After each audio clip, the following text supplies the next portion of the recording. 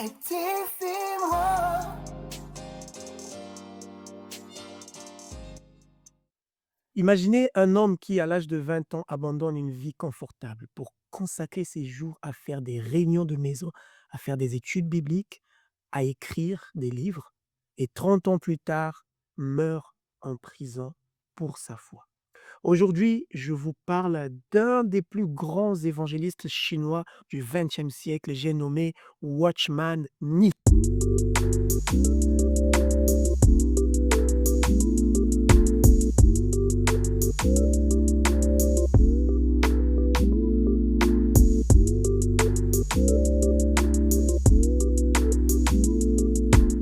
Alors, né Ni Shu-sheng en 1903 à Shantou, Watchman Nee est devenu une figure centrale du renouveau chrétien chinois. Il a lancé ce qu'on appelle les local churches, c'est-à-dire des petites assemblées locales organisées autour du repas du Seigneur et l'égalité entre les frères et les sœurs. Watchman Nee va écrire des livres qui ont été traduits aujourd'hui dans de nombreuses langues et qui ont nourri des générations et des générations. Alors, Watchman Nee a grandi dans une famille chrétienne. Il a étudié sous l'influence des missionnaires, notamment d'une certaine dame qu'on appelle Dora Yu, qui va devenir son mentor. Et à l'adolescence, il est profondément attiré par tout ce qui est lecture spirituelle. Et entre 19 et 20 ans, il va commencer son ministère de façon informelle, notamment à animer des réunions familiales, à faire des enseignements. Et Watchman Nee va se démarquer par son goût pour l'étude. Notamment, il va aller à la bibliothèque, il va aimer avoir une discipline personnelle. Il va dire par exemple dans l'un de ses livres qu'à l'âge de 20 ans, je ne voulais pas une grande carrière brillante, ce que je voulais c'était connaître Christ. Et ensuite, Watchman Nee va commencer à fonder, comme j'ai dit, des local churches et il va avoir une méthode particulière. En fait, local church, ça veut simplement dire église locale. Mais lui, il va avoir une certaine particularité de ce concept clé. Parce qu'en fait, tous les croyants d'une même ville vont se réunir sans distinction. Donc, il y ait le clergé ou qu'il y ait des personnes laïques. Tout est mélangé. Il arrive à tirer des foules et il va s'inspirer du mouvement des Plymouth Brethren et des écritures pratiques.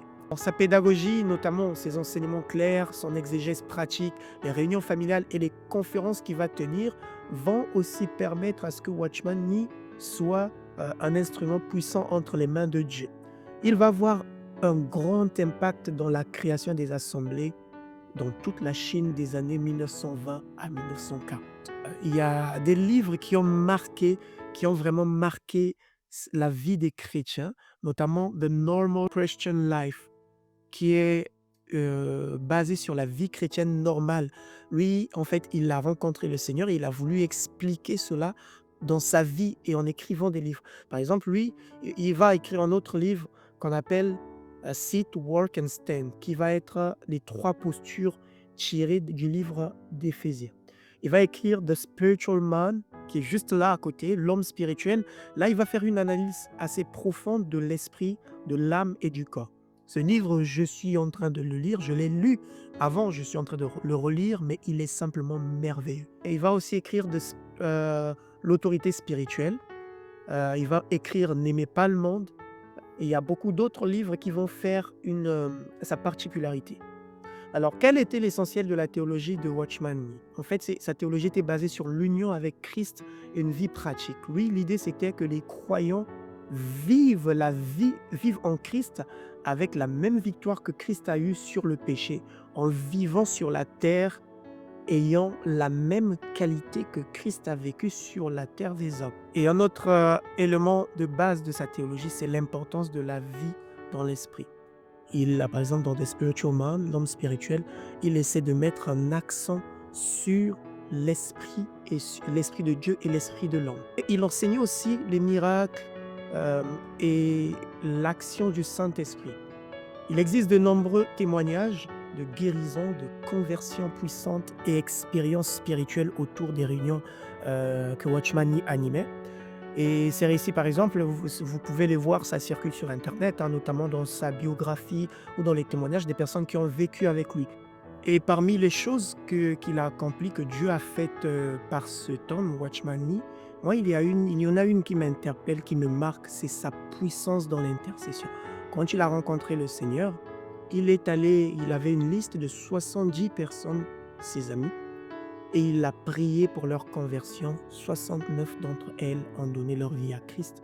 Et c'est quand même un contexte particulier. Il est dans une Chine communiste où être chrétien, être dans une religion autre que celle euh, qui est au pouvoir, c'est quelque chose d'assez compliqué. Mais lui, il a prié pour la conversion de ces personnes se sont converties.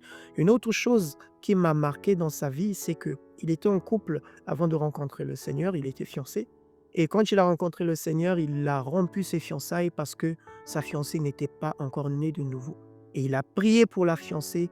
10 ans plus tard, ils se sont mariés. Parlons à présent de son arrestation, de son emprisonnement et comment il a été mis à mort. Après 1949, Watchman Nee, il y aura un climat assez particulier parce qu'il y a le RPC qui va s'établir et le climat va devenir hostile pour les chrétiens.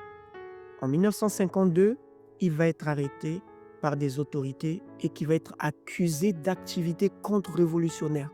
Et il passa 20 ans en prison et il mourut en 1972. Sa fin, la fin de Watchman Nee, a été très sobre parce que il, il est mort en restant accroché à sa foi. Il y a des gens qui ont annoncé des fausses rumeurs qu'il aurait renoncé à sa foi, mais non, il n'a jamais renoncé à sa foi. Et on a retrouvé sous son chevet dans sa prison une lettre qui mentionnait sa déclaration de foi. Et il y a quand même eu une continuité de son travail. Par exemple, il y a un de ses compagnons qu'on appelle Witness Lee qui a joué un rôle important dans la diffusion internationale de ses livres, de sa doctrine, de ses enseignements. Cet homme a été un homme authentique. On le surnomme même l'apôtre Paul de notre génération. Et c'est quelqu'un qui a impacté grandement la vie chrétienne.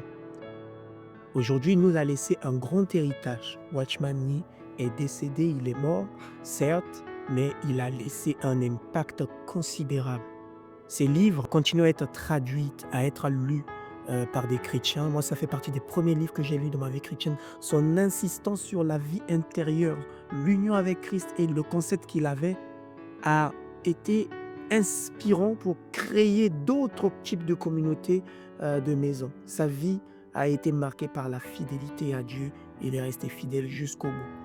S'il faut retenir quelque chose dans la vie de cet homme, c'est que il est mort en martyr, il a gardé sa foi, il a combattu le bon combat. Et grâce à lui, des chrétiens du monde entier ont été impactés. Il a brillé par sa résilience. Lorsque tout le système visait à le détruire, lui, il est resté accroché à Dieu. Lorsque tout s'assombrissait autour de lui, il est resté fidèle dans ses convictions. Et la Bible dit qu'à celui qui est ferme dans ses sentiments, dans ses convictions, Dieu assure la paix. Il est mort en héros, mais il est mort surtout en paix. En paix avec Dieu, en paix avec lui-même, en paix avec l'appel qu'il a reçu de Dieu. Aujourd'hui, les chrétiens en Occident, les chrétiens en Afrique ne sont pas aussi... C'est vrai que les chrétiens en Afrique sont beaucoup persécutés, notamment au Nigeria en ce moment, notamment dans des pays du Maghreb. Mais en Occident, on est beaucoup plus à l'aise à partager sa foi de façon libre. Sachez qu'il y a des coins du monde où des gens meurent pour l'Évangile. Alors, prie pour ces personnes. Inspire-toi de leur résilience, de leur courage. Si toi, tu ne peux pas sortir évangéliser dans le métro, dans les rues, dans des carrefours, parce que tu as honte, sache qu'il y a eu des gens qui sont morts pour l'évangile et qui n'ont pas eu honte. Paul dit, je n'ai pas honte de l'évangile, car c'est la puissance de Dieu pour le salut de quiconque croit. Dieu a besoin des gens qui vont aller sonner l'alerte. Et ces gens-là, c'est toi et c'est moi. Si vous avez aimé la vidéo, je vous invite à vous abonner, à liker et à partager. Certainement, ce témoignage de ce grand homme fera du bien à quelqu'un dans ton entourage. Et moi, je vous dis à un prochain épisode où nous parlerons d'un autre serviteur de Dieu qui a marqué cette génération. Que Dieu vous bénisse.